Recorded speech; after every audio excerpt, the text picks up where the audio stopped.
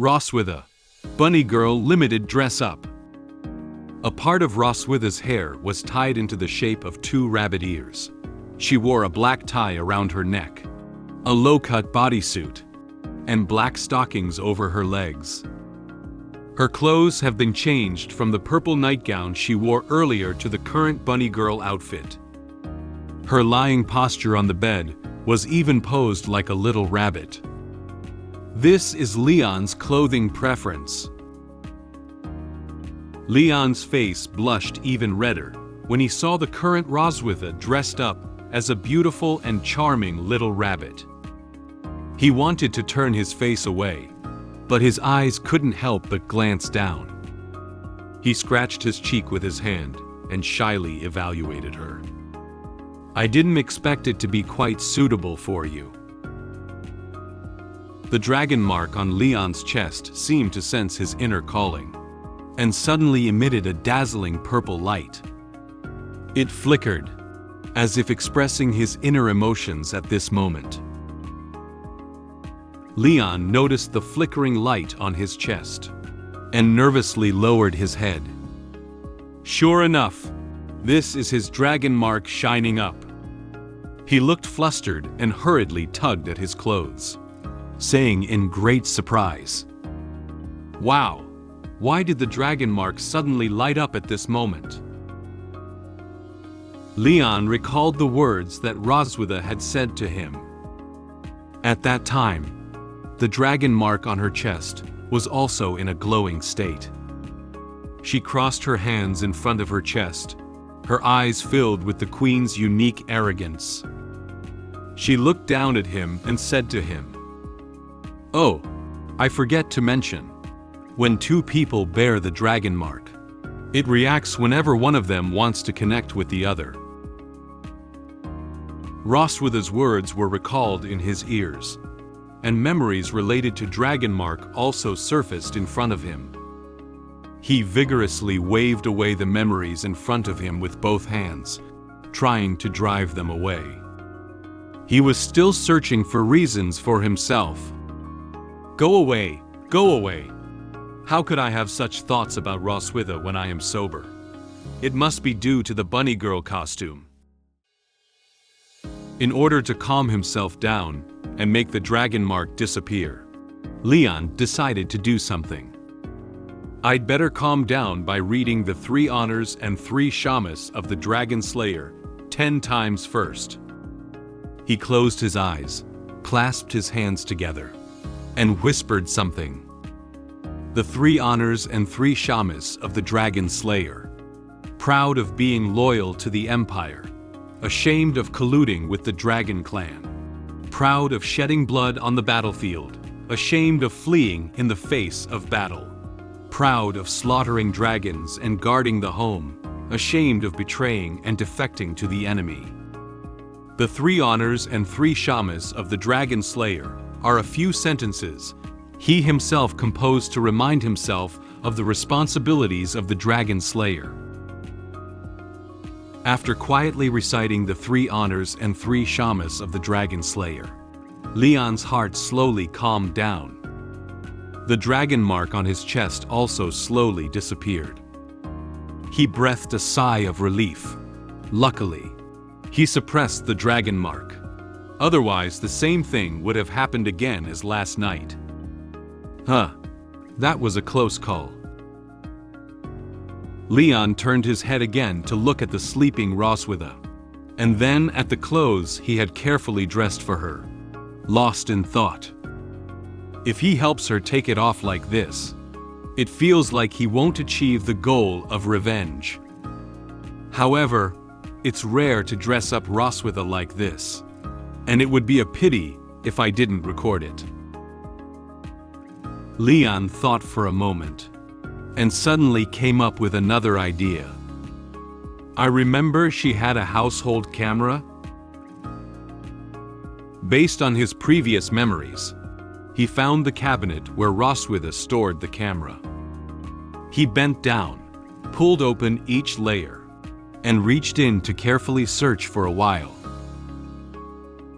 At this moment, His hand seemed to touch a rectangular object. He took it out and saw that it was indeed the home camera used by Roswitha herself. He raised the black camera and said very happily, "Ha! I found it." Leon held up his camera and stood at different angles frantically taking photos of Roswitha wearing a bunny girl costume and lying in bed. He walked back and forth on both sides and at the foot of the bed, and the sound of the camera taking pictures never stopped. Roswitha may not have been aware that Leon was doing such a thing to her. Leon was secretly laughing while taking photos. "Ha ha ha! You have today too, Roswitha." He even forced her mouth to smile with his hand. He maintained the smile on her face, while holding up the camera to take several continuous shots.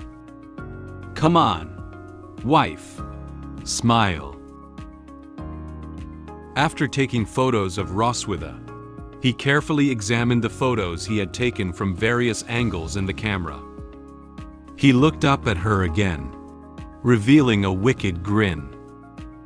"I will definitely help you preserve these embarrassing photos properly." For him, this can also be considered a small revenge on her. Just then, Roswitha, who still had her eyes still closed, suddenly let out a faint sound. Leon was startled by the voice of Roswitha. He thought it was because he was taking photos and walking too loudly just now, and she was awakened. He opened his mouth wide and looked at her with surprise, holding the camera very nervously. He called out softly, "Damn it! Is she about to wake up so soon?" However, after making that faint sound, Roswitha did not make any other movements. Her furrowed brow suddenly eased, her expression became calm, and she exhaled a faint breath from her mouth. She fell into a state of slumber again. Leon nervously observed beside him for a while, and after confirming that she had no other movements or signs of waking up, he breathed a light sigh of relief. He closed his eyes and repeatedly touched his chest with his hand, trying to ease his tension. False alarm. In order to prevent the frightening situation from happening again, Leon decided to help Roswitha switch back to regular pajamas first. "I'll help her switch back to regular pajamas first. Tomorrow I will proceed with the next revenge plan." Time slowly went from night to morning. The silver dragon castle draped in night, and stars was also gradually illuminated by the morning sun.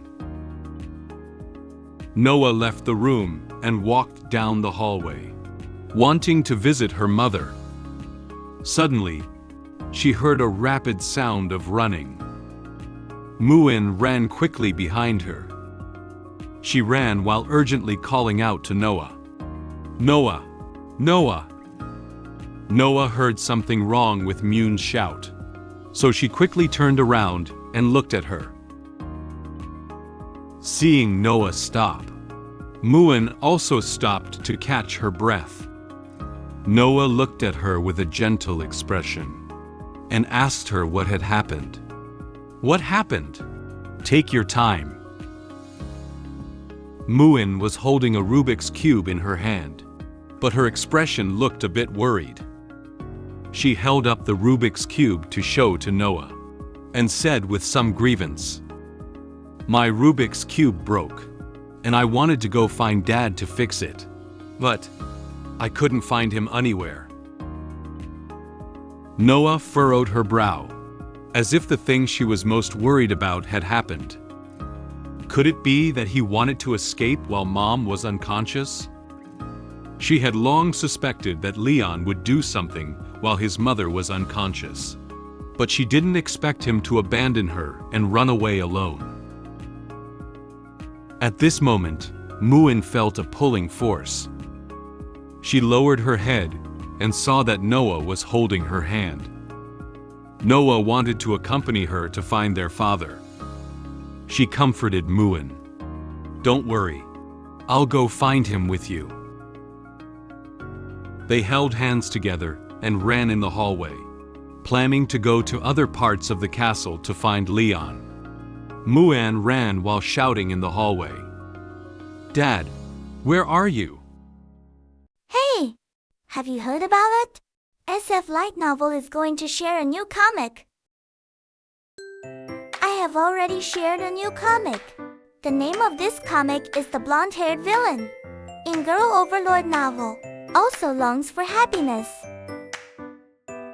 I have already shared the relevant content of this comic in this video. You can click on this video to learn about the comic story and character information. If you are interested, you can subscribe to my channel and wait for the sharing of new comic.